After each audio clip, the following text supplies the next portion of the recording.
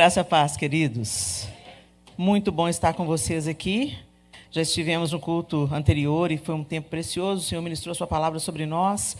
É bom a gente estar em família. É tão interessante quando a gente pensa que a igreja do Senhor em toda a terra está reunida. Hoje é domingo, não é dia do Senhor. Para nós que celebramos o Senhor, tem os adventistas que celebram no sábado, mas a maioria dos cristãos celebram no domingo. E nós somos gratos ao Senhor por essa oportunidade. É bom a gente ter essa consciência, que o dia é do Senhor. Então que você se aquete na presença dEle. Amém? Para que Ele fale conosco o que Ele quer falar nessa manhã. Abra sua Bíblia comigo em Êxodo, capítulo 15.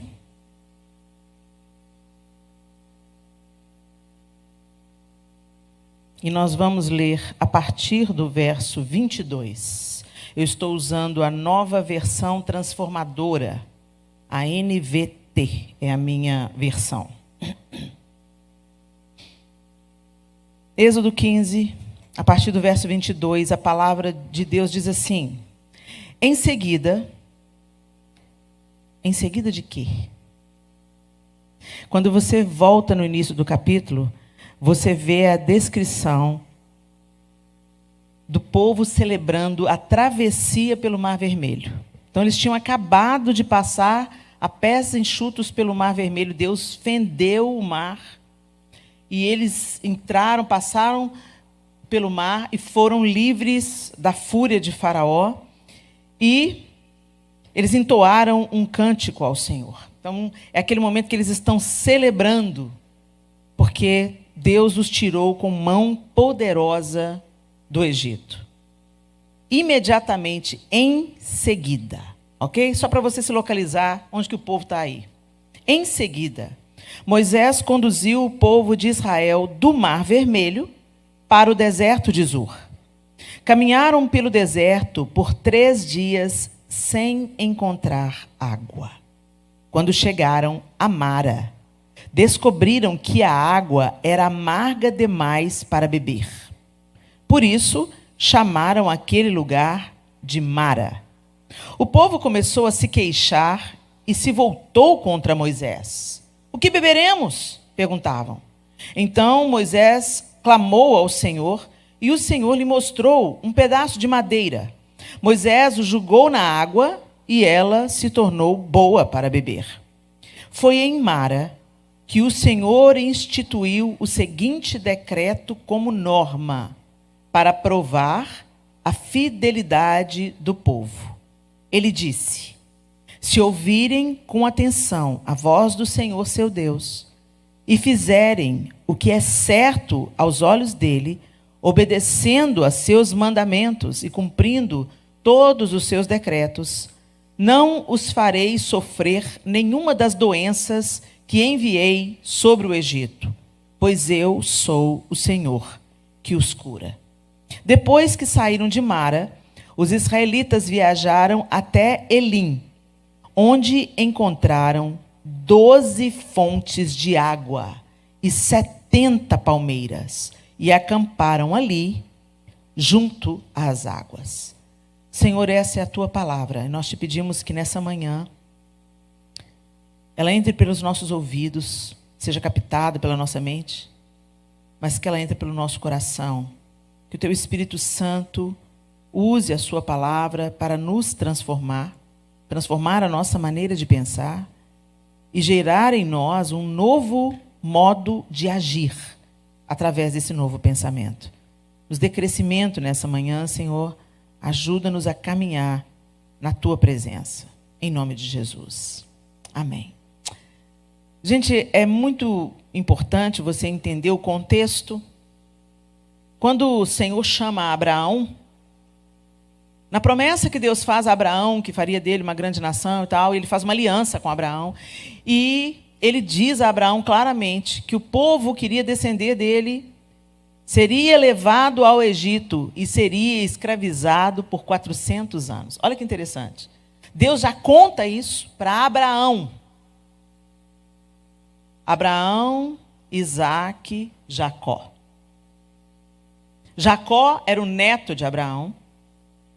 Jacó, pai dos patriarcas, pai das tribos, pai de José. José é vendido pelos irmãos e vai parar no Egito. No Egito, ele se torna, depois da prisão, depois da perseguição, depois do poço, ele se torna o segundo homem em poder no Egito, ficando só abaixo de Faraó. E Deus dá um sonho para José, avisando que o povo iria passar fome. José, então, conta ao Faraó e eles começam a estocar parte do alimento que é produzido durante 7 anos, e após 7 anos a fome vem. E quando a fome vem, ela afeta toda aquela região. Não apenas o Egito, mas também Canaã, onde hoje é Israel. Então, quando acontece essa fome, os irmãos de José, aqueles que haviam jogado ele no poço, vêm para o Egito para comprar comida. Para resumir a história, depois você vai lá ler, se você não leu ainda. Toda a família de Jacó, que agora já era Israel, vem para morar no Egito. Eles vieram para morar como escravos, gente? Não. Eles vieram para morar fugindo das fome, porque era a família de José. Então, quem vem é a família de José.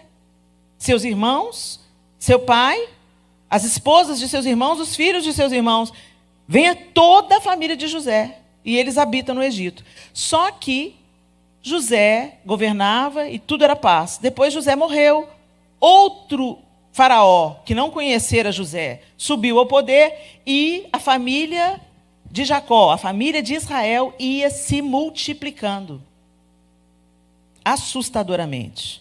Então o povo de Israel, chamado também de os hebreus, se multiplicaram. Faraó temeu que aquele povo, sendo maior em número, conquistasse a terra, se levantasse contra eles. Então ele começou a submeter esse povo. 400 anos, então, o povo habitou no Egito. Então você pensa comigo, por 400 anos, eles absorveram a cultura local. O Egito era um país que nada tinha a ver com as práticas que Deus havia revelado a Abraão, Isaque e Jacó. O Egito era um país idólatra, de muitos deuses, de práticas completamente diferentes dos hebreus. E esse povo cresceu ali, ouvindo, com certeza, pela tradição oral, quem foram os patriarcas, quem eram os filhos de Jacó. Eles foram ouvindo a história do Deus de Abraão. Mas ao mesmo tempo que eles ouviam, com certeza pelos pais, pelos avós, pela tradição oral, o ensino de Abraão, a experiência de Abraão, Isaque e Jacó, eles também estavam no meio da idolatria do Egito, no meio dos costumes do Egito, no meio da perversão do Egito, que nada tinha a ver com aquilo que Deus ordenara. Então Deus tinha acabado de tirar esse povo desse contexto. E enquanto Deus estava executando, mandando as pragas para o Egito, ele não estava apenas punindo, tentando convencer Faraó. Porque o texto bíblico diz que o próprio Deus endureceu o coração de Faraó. Mas não faz sentido, Helena.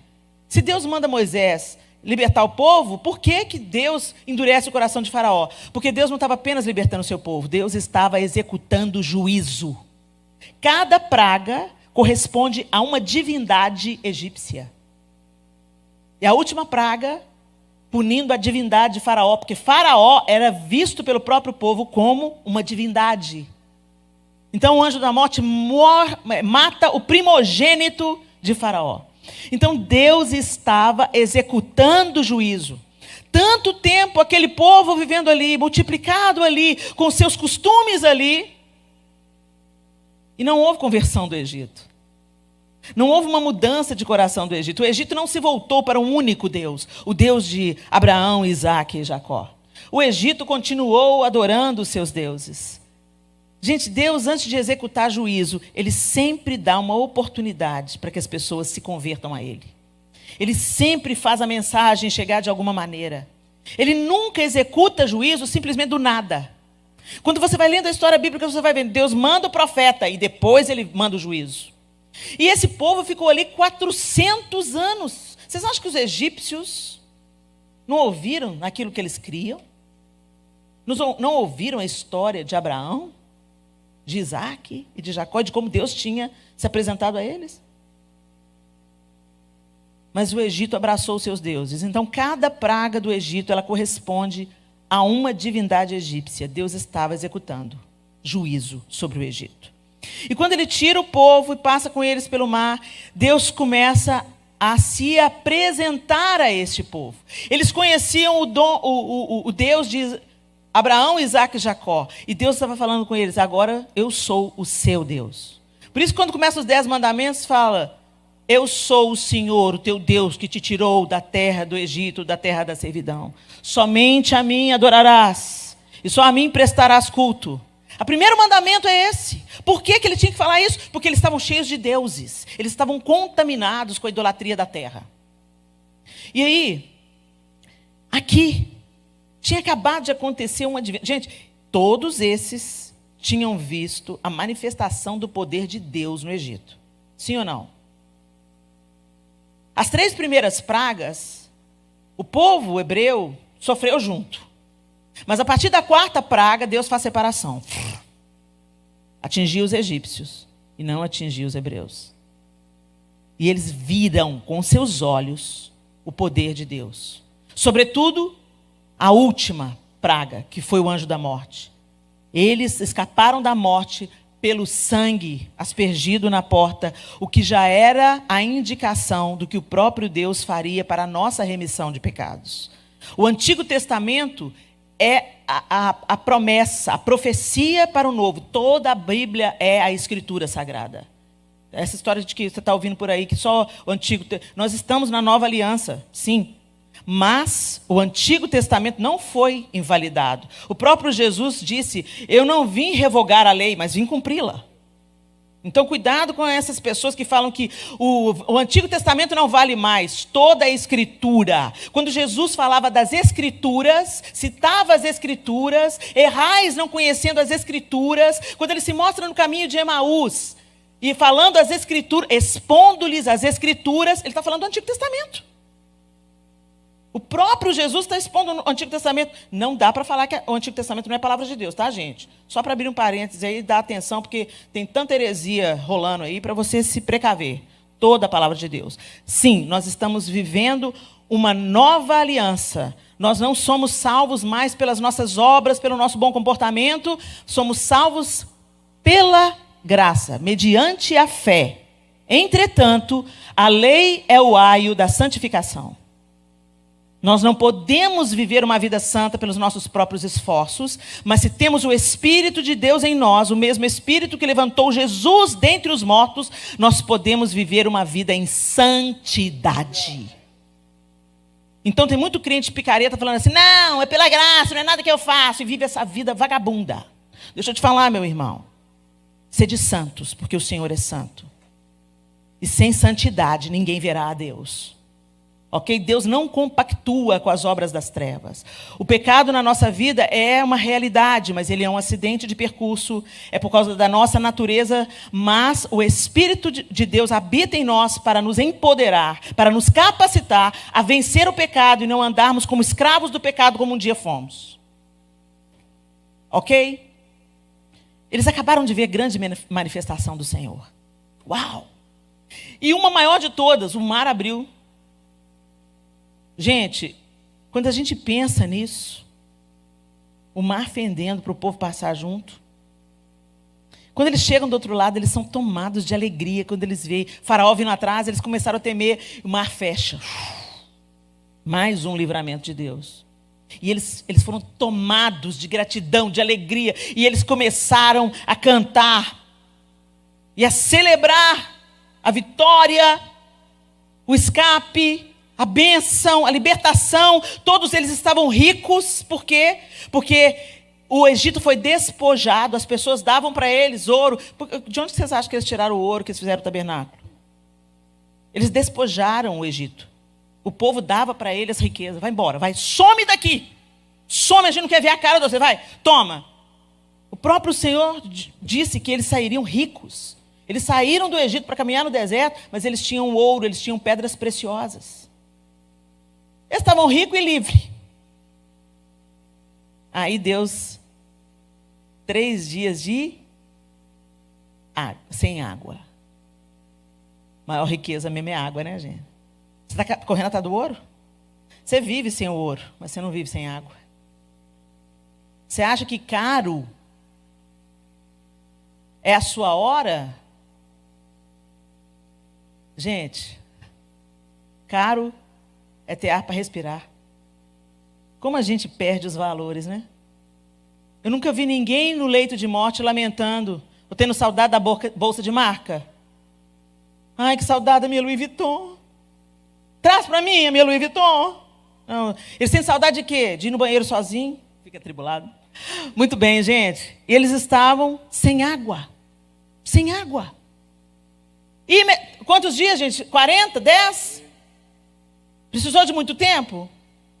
Eles tinham acabado de ver a glória de Deus manifesta. O que eles começaram a fazer? Reclamar. Se voltaram contra Moisés. Como assim, Moisés? Que a gente não tem água? Como que a gente não tem água? E aí, beleza, chegou numa fonte. Ah, tem uma fonte, achou uma fonte. A água era amarga. Gente, o povo ficou furioso. Então Moisés clamou ao Senhor.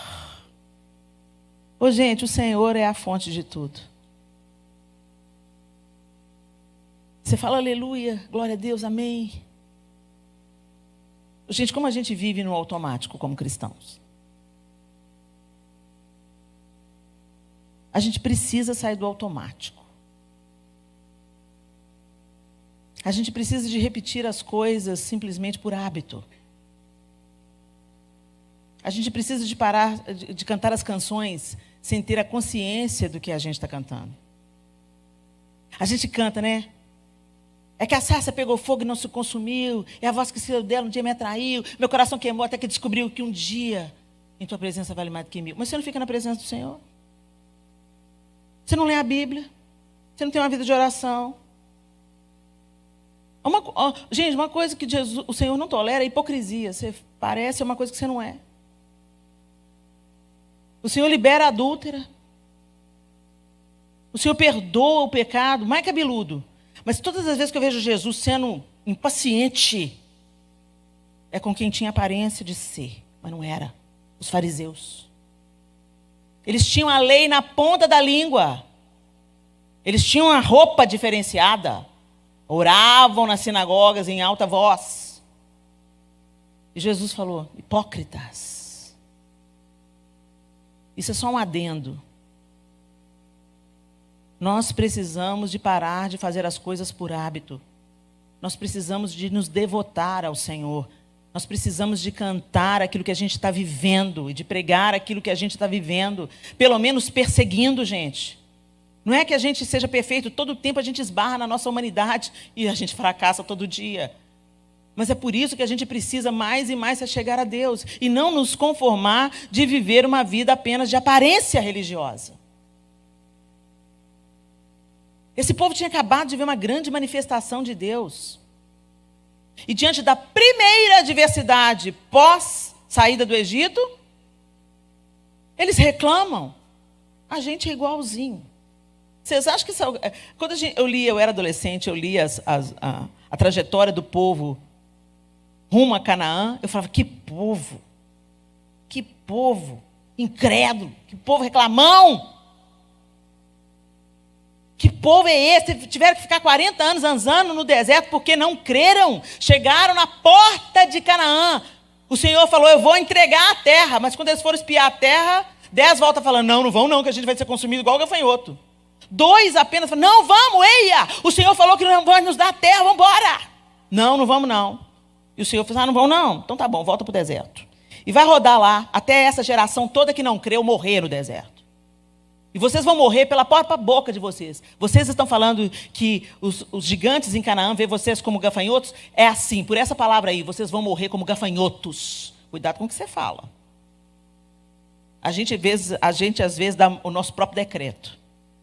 E esse povo, a primeira geração todo mundo de 20 anos para cima, morreu no deserto. Quem tinha 20 anos para baixo é que entrou. Mas Josué e Caleb, que creram. E aqui nessa saída, o povo está reclamando. Moisés busca ao Senhor. Moisés sabe que é o Senhor que está conduzindo, que do Senhor é a fonte, o Senhor é a vida, o Senhor é a resposta. E ele busca nele, no conhecimento dele, na estratégia dele, no conhecimento que ele teve quando ele morou na casa de Faraó por 40 anos. Não. Ele buscou ao Senhor. Gente, a gente busca solução em todo lugar. O Senhor é a última opção. Está faltando dinheiro, a gente quer resolver com as nossas próprias forças. Está com um casamento difícil, a gente quer resolver com as nossas próprias forças. Nós somos orgulhosos demais, autossuficientes demais, independentes demais. E isso nos mata. Quanto mais a gente se achega ao Senhor e depende do Senhor, mais nós vamos experimentar do seu amor, da sua proteção, do seu sustento e do seu aprendizado. Enquanto o Senhor permite que a gente passe por momentos difíceis, Ele também nos corrige, nos disciplina, nos aperfeiçoa. Nada será desperdiçado. Mas quando a água é amarga, o Senhor é a resposta. E Moisés se volta para o Senhor. A água é amarga, Senhor. Estamos todo mundo com sede. Quando chegamos, a água é amarga.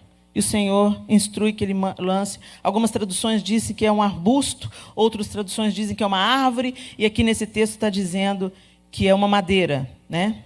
Um pedaço de madeira. E imediatamente a água se tornou boa para beber. Eu gosto dessa tradução que fala que era uma madeira, porque me lembra o madeiro.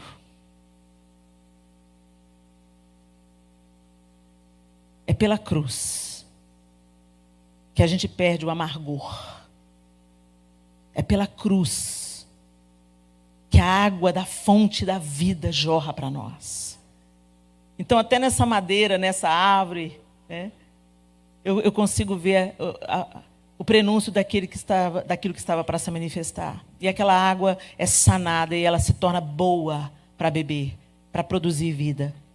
E aí o Senhor fala, é tão interessante que fala, foi em Mara, foi no lugar da dificuldade, foi no lugar da água amarga, foi ali que o Senhor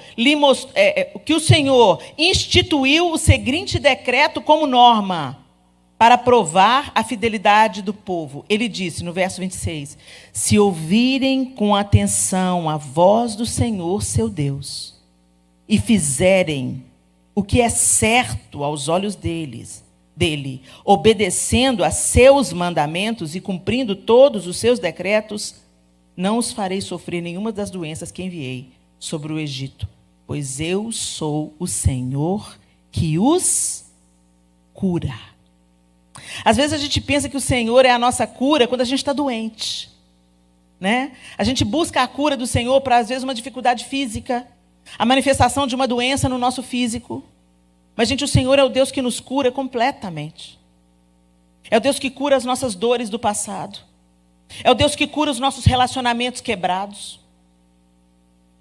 É o Deus que cura nosso sentimento de inferioridade. É o Deus que cura a nossa carência. É o Deus que satisfaz. Ele é o Deus que satisfaz. Por que a gente vive com sede então, gente? Que a gente bebe de um tanto de poço, mas não bebe da fonte da água da vida. Quando ele fala, se vocês obedecerem aos meus mandamentos, gente, todos os mandamentos e estatutos de Deus, ordenanças de Deus, tanto no Antigo Testamento quanto no Novo Testamento, nós que nos beneficiamos dela. Elas produzem vida em nós. Deus não é mais santo se eu viver uma vida de santidade. Ele está estabelecido. Quando eu escolho o caminho da obediência, da santidade, eu me beneficio, eu desfruto dessa vida. Eu vivo essa vida abundante. A obediência não é um fardo. É uma alegria, porque eu percebo que amar a Deus não é falar que eu amo, mas obedecê-lo, e a vida dele flui para mim. No culto anterior a gente falou sobre isso, em João 15. Ele é a videira, nós somos os ramos. Se vocês estiverem em mim e eu estiver em vocês, vocês darão muito fruto. Mas para eu estar em Jesus, eu tenho que viver em obediência, em concordância com Ele. Eu não posso ser um ramo pendurado na videira. Se eu estou enxertado na videira, a vida da videira é a minha vida. O que move a videira me move. Eu vivo como Jesus viveria. Gente, isso que é ser cristão. Não é frequentar uma comunidade de fé toda semana, não. Frequentar uma comunidade de fé durante o fim de semana faz parte da celebração de ser cristão os outros 6 dias da semana. Mas muita gente vem para a igreja apenas para desfrutar da igreja e não para ser igreja. Você está aqui, meu irmão, na Canaã, para ser parte dessa família, para ser parte desse corpo. E uma família não é um pai e uma mãe arrastando um bando de filho parasita, que não sabe lavar uma louça, que não sabe tirar o prato da mesa e pôr na cozinha. Para uma família dar certo, todo mundo tem que cooperar. Todo mundo tem que participar. É um corpo. É uma... Se não tem... Onde tem um folgado, tem sempre um sobrecarregado. E Deus não nos chamou para ser família nesse modelo, não, gente. Deus deu o seu próprio filho. Jesus deu a sua própria vida. E você está aí só no receba. Só quer receber, Jesus. Não. Não, gente. O sentido principal do cristianismo é dar. Dar o seu tempo. Dar a sua vida. Servir com o seu dom, com o seu talento. Servir com a sua possibilidade. Ah, mas eu não sei cantar. Não sei tocar. Não sei fazer teatro. Com coisa que servir a Deus, eu sou artista. Tem um tanto de artista que pensa que é servo de Deus, mas não é nada. Está só tentando fazer do púlpito uma cura para a sua alma necessitada de aprovação humana. Quem tem um coração de servo, entende que a guitarra é tão importante quanto a vassoura. Quem tem um coração de servo, entende que a plataforma é tão importante quanto o hospital. Quanto aquele lugar que ninguém quer ir. Isso é ser igreja, é ser participante. Deus já está dando um spoiler do que ele tinha para fazer nesse povo. Ele tirou o povo do Egito, agora ele tinha que tirar o Egito de dentro do povo.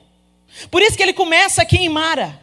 Depois ele conduz o povo para o Sinai, onde ele vai dar os mandamentos, com detalhes e tal. Mas a gente já vê naquela história que quando Moisés desce do monte, o que está o povo fazendo?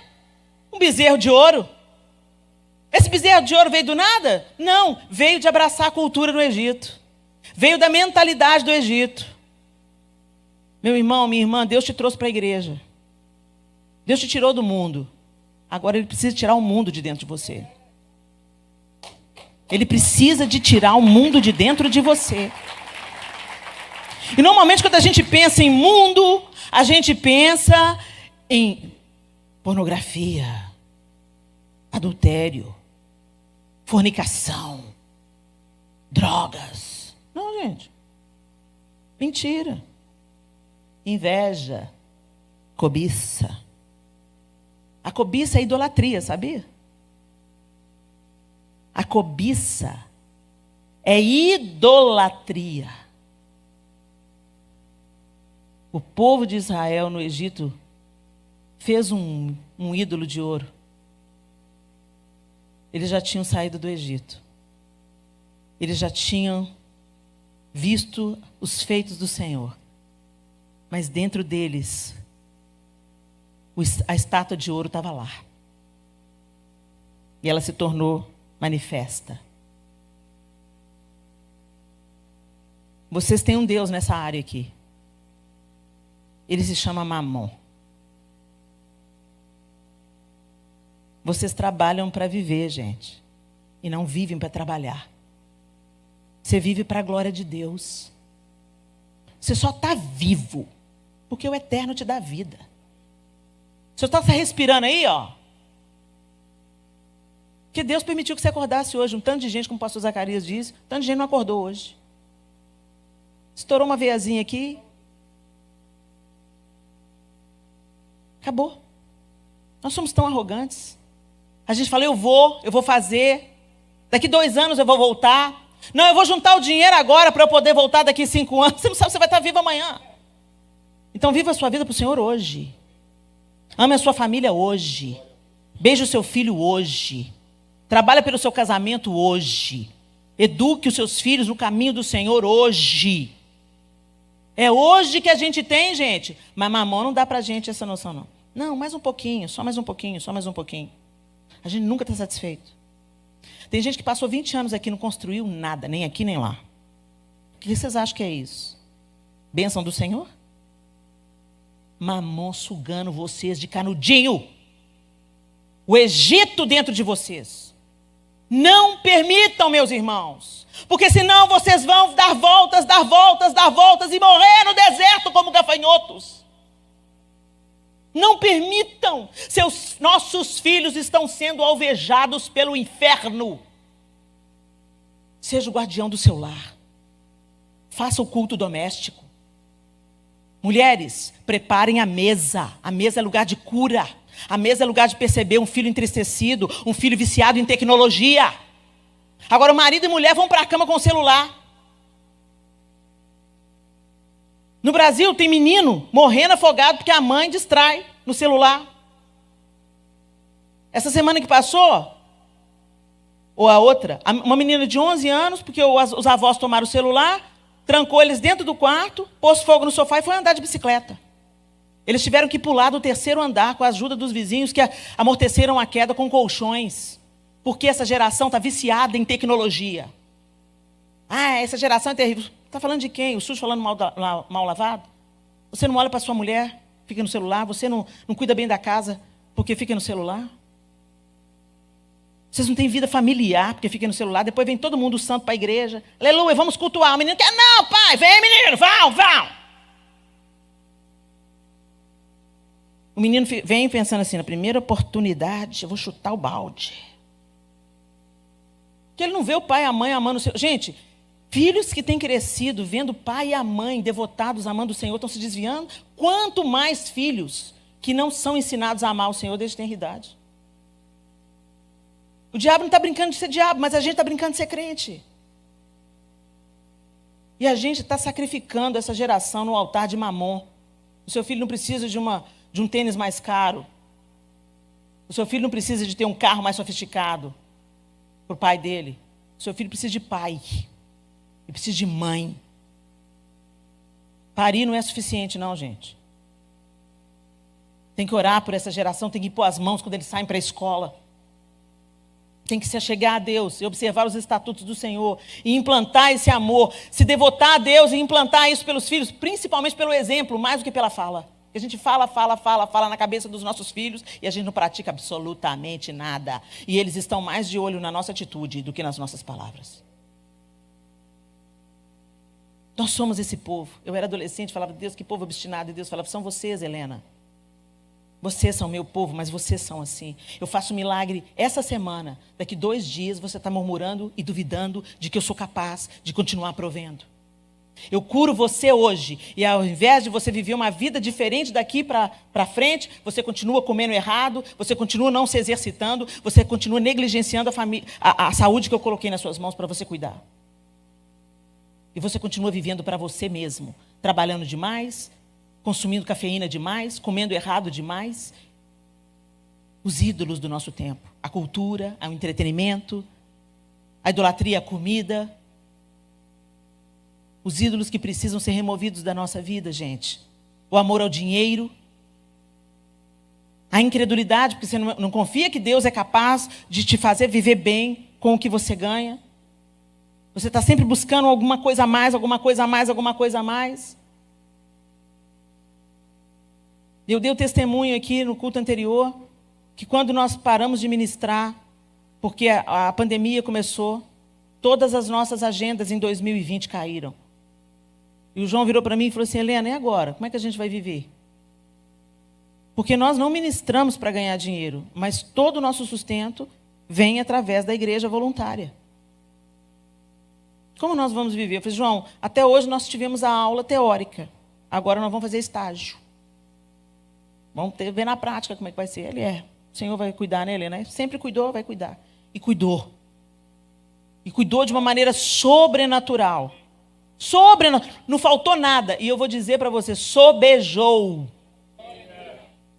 Porque eu pude reformar o meu banheiro, que eu trabalhando eu não tinha dinheiro para... Deus é mais que abundante. Ele não pode ir contra ele mesmo. Agora, para nós experimentarmos dessa fidelidade, desse livramento, desse cuidado de Deus, vocês veem claramente o que ele falou aqui? Para o seu povo. e obedeçam. Vivam segundo os meus preceitos, os meus conselhos, a minha admoestação. Santifiquem-se. E eu vou cuidar de vocês. O que atinge a maioria não vai atingir vocês. E se você tiver em obediência e justiça, em obediência a Deus, ainda que você morra, você viverá. A morte não é o nosso fim, gente. A morte é uma pausa. Até aquele grande dia, onde do túmulo nós vamos ser chamados. Mas a gente vive tão agarrado a esse Egito. Tão agarrado. Deus para o povo em Mara. Adverte o povo em Mara. Se ouvirem com atenção a voz do Senhor seu Deus, e fizerem o que é certo aos olhos dele, obedecendo a seus mandamentos e cumprindo todos os seus decretos, não os farei sofrer nenhuma das doenças que enviei sobre o Egito, pois eu sou o Senhor que os cura. E o 27 diz assim: depois que saíram de Mara, os israelitas viajaram até Elim. Um oásis, gente. Um oásis. Onde encontraram 12 fontes de água. Estava em falta. Deus os conduziu através de Mara e os levou a Elim, onde tinha 12 fontes de água e 70 palmeiras. E acamparam ali, junto às águas. O Senhor é meu pastor, nada me faltará. Aí você pode pensar assim, mas já me faltou, Helena. Já me faltou. Já me faltou emprego. Já me faltou comida. Já me faltou alegria. Mas o Senhor não falta. Nós nos distanciamos dele. Mas ele não falta. E se você pensar bem, ele é a única coisa que você não pode perder. Você pode perder tantas coisas. Você pode perder o emprego. Você pode perder a saúde.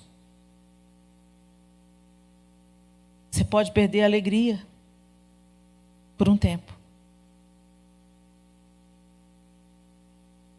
Mas ele é a única fonte. Ele é o único que pode restituir, que pode cuidar, que pode prover. A vida vem dele. Nós só estamos vivos por causa dele. Tem pessoas, gente, que moram na rua. Elas não têm nada. A roupa do corpo elas têm. Às vezes um colchão. Mas a vida está nelas. E onde a vida, a chance de recomeço. Onde a vida, a esperança. Onde a vida, o Senhor pode mudar a história. Mas quando acaba a vida, não se pode fazer mais nada, a não ser aguardar o julgamento. Vocês entendem que a única coisa que não nos pode faltar de verdade é o Senhor? Porque é Ele que dá a vida. As feministas se gabam, meu corpo, minhas regras. Mesmo? Você consegue manter o seu cérebro funcionando? É você que determina os batimentos do seu coração? Como nós somos arrogantes, gente? A gente não é dono de nada. Um dia sua vida está jóia, está boa. No outro dia você descobre um diagnóstico. E aí tudo passa por uma reavaliação.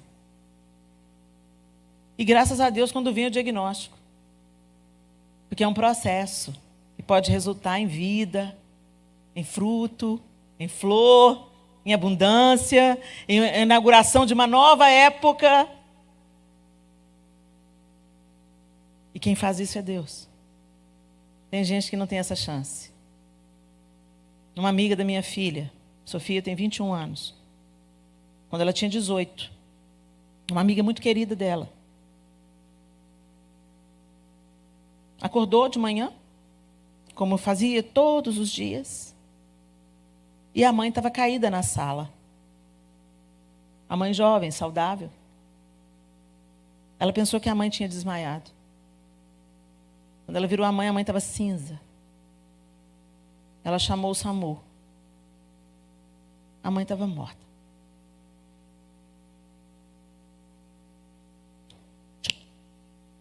Desligou.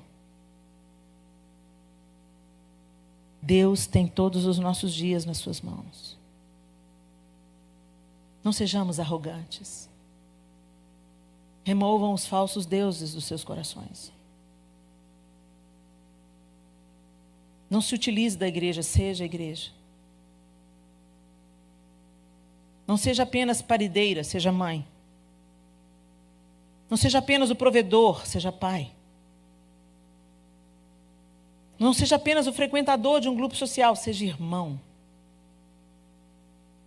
Cuidem uns dos outros. Pessoas são mais importantes do que coisas. E nós precisamos de ser lembrados disso, meus irmãos, todos os dias. O Senhor tem Elim para nós. Graças a Deus, Ele permite os vales, Ele permite as lutas, mas Ele também amorosamente nos leva a pastos verdejantes. Ele também provê o refrigério. Ele também provê palmeiras, né? Sombra, descanso. Eles acamparam em Elim. Eles ficaram ali não sei quanto tempo. Mas eles acamparam. Não foi uma passagem. Mara, o caminho pós mar abrir, Mara, pouco tempo, um lugar de passagem. Mas em Elim, o lugar da paz, o lugar da abundância, o lugar das águas, o refrigério, acamparam. E a gente acampa para quê? Para se acomodar? Não. Acampa para recuperar forças. Para contemplar Deus. Para estar forte para o próximo trecho desértico. E isso só vai acabar quando estivermos com o Senhor. Mas que até lá, meus irmãos, a gente siga se descolando cada vez mais dos ídolos do Egito. Não abrace a cultura vigente. É muito mais sutil, gente. Não é só não celebrar o Halloween, não. Não celebrar o Halloween e oferecer uma outra oportunidade. Pastores, parabéns por essa iniciativa. Que grande bênção. Oferecer para as nossas crianças um refúgio. É mais do que isso. É não ser moldada pelo pensamento hollywoodiano de felicidade. É não ser conduzidas pelas grandes marcas que tem pessoas com vidas devastadas que as nomeiam. Pessoas que são inimigos de Deus que as nomeiam. Pessoas que praticam toda sorte de impiedade contra Deus. Nomeiam as grandes marcas que a gente quer exibir. Em bolsas, sapatos e roupas. É mais sutil. Estou dizendo para você ser um estranho eremita. Estou dizendo para você ter discernimento. Onde você coloca o seu dinheiro? Não financie as trevas. Não abrace a cultura vigente. Não seja governado por Mamon. Deixe o Egito para trás. Deus já te tirou de lá.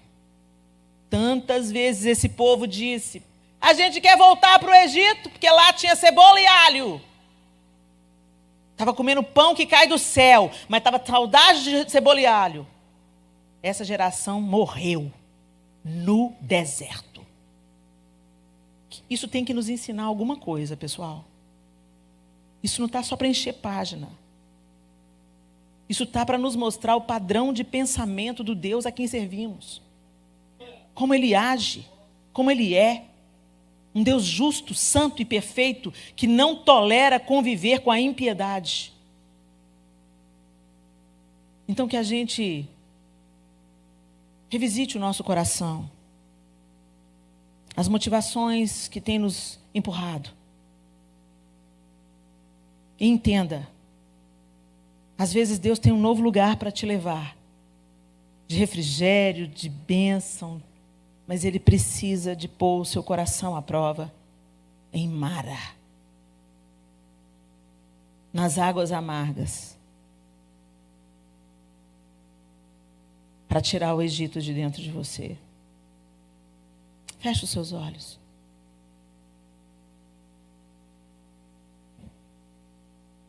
Como é que você tem vivido a sua vida, meu irmão? Minha irmã?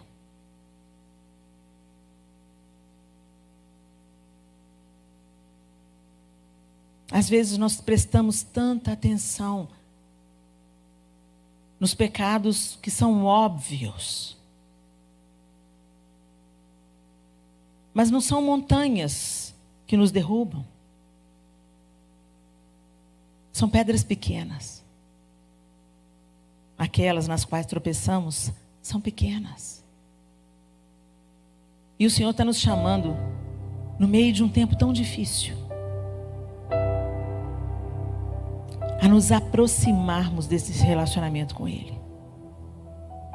Chegarmos mais perto. Chega mais perto. Só o Senhor tem palavras de vida eterna. Por que a gente está procurando em outros lugares? Os discípulos disseram: para onde iremos nós, Senhor? Só Tu tens as palavras de vida eterna. Mas nós estamos buscando em tantos outros lugares. A gente diz que é discípulo de Jesus, mas a gente tem buscado em outras fontes.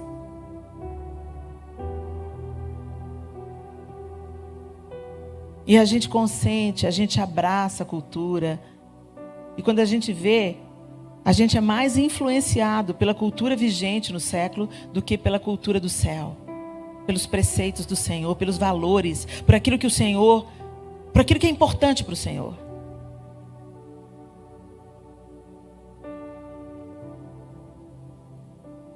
O Senhor nos tirou do mundo. Agora precisa de tirar os interesses do mundo do nosso coração. O que é primazia para o mundo não é primazia para Deus. Status, poder, dinheiro. A gente se importa com o bairro que a gente mora, com o carro que a gente dirige, com as roupas que os nossos filhos vestem, com as roupas que a gente veste. A gente posta nas redes sociais uma aparência de vida glamurosa. A gente vai dançando a música de Satanás, mesmo que a gente não perceba.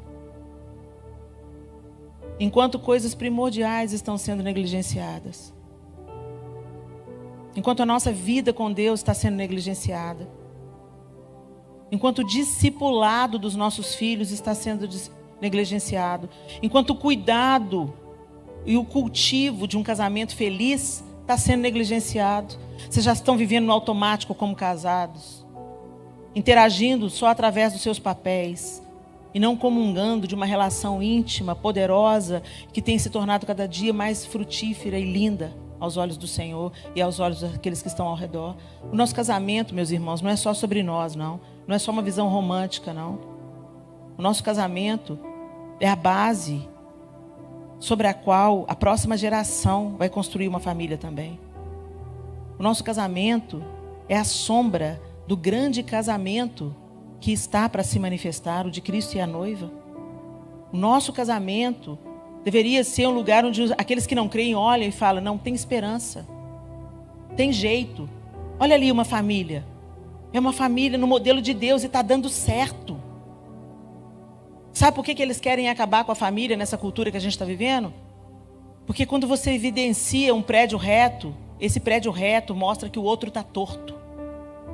Se você quer mostrar quando um prédio foi construído torto, é só construir um prédio reto ao lado desse prédio torto. Eles querem acabar com o modelo de família tradicional, porque eles não toleram ser lembrados que eles estão andando em um caminho torto, um caminho de morte. O Senhor quer fazer das nossas famílias uma tocha acesa no meio da escuridão. Mas a gente diz que é crente, e a primeira coisa que é oferecida no altar de Mamon é a nossa família. E o mais irônico é que a gente usa a nossa família para dizer que a gente está trabalhando muito pela nossa família. Que o Senhor sonde os nossos corações. Que o Senhor sonde os nossos corações. Pai, nós precisamos tanto do Senhor, Deus. Pedimos ao Senhor discernimento. Porque nem tudo que parece bom é, Senhor, mas muitas vezes nós somos enganados. Enganados pela cobiça do nosso coração, enganados até pelas nossas boas intenções de oferecer o que há de melhor para a nossa família. Mas qual é o teu melhor para a nossa família? Nós não queremos viver com Hollywood como nosso exemplo, a mídia, as séries de TV. Nós não queremos sucumbir, Deus, à cultura. Nós queremos ser transformadores de culturas. Tira o Egito de dentro da gente, Senhor. Tira os deuses falsos de dentro da gente. Destitui os ídolos do nosso coração.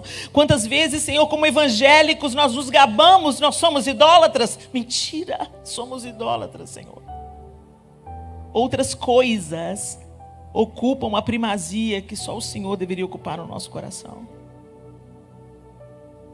Nos perdoa, nos cura e nos leva a Elim, Senhor. Para que, experimentando o refrigério, contemplando a sua beleza, estejamos preparados para atravessar o deserto. Nós oramos e cremos que o Senhor nos escuta. Espírito Santo, pedimos que o Senhor nos fortaleça e que o Senhor molde Jesus Cristo em nós. Em nome de Jesus. Amém. Que o Senhor abençoe vocês, meus irmãos. Na mesa lá de fora. Glória a Deus. Bendito seja o teu nome, Senhor, pela tua palavra. Lá fora ali atrás tem o livro da pastora Micheline Farias. Ela é psicóloga, pastora, minha amiga querida. Eu prefaciei esse livro, o seu próprio tapete vermelho, que fala justamente da gente perceber que muitos tapetes vermelhos que a vida coloca para nós vem em forma de adversidade. Deus não desperdiça nada, meus irmãos. E Ele sempre visa o nosso aperfeiçoamento. O apóstolo Paulo orava pela igreja na Galácia, se eu não estou enganada. Ele dizia, eu gemo por vocês até que Cristo seja formado em vocês. E eu oro para que a palavra que Deus colocou na minha boca gere transformação no seu pensamento, que redunde em novas decisões e atitudes na sua vida prática, em nome de Jesus, e que o Espírito de Deus nos faça praticantes e não apenas ouvintes da sua palavra. Deus abençoe a todos.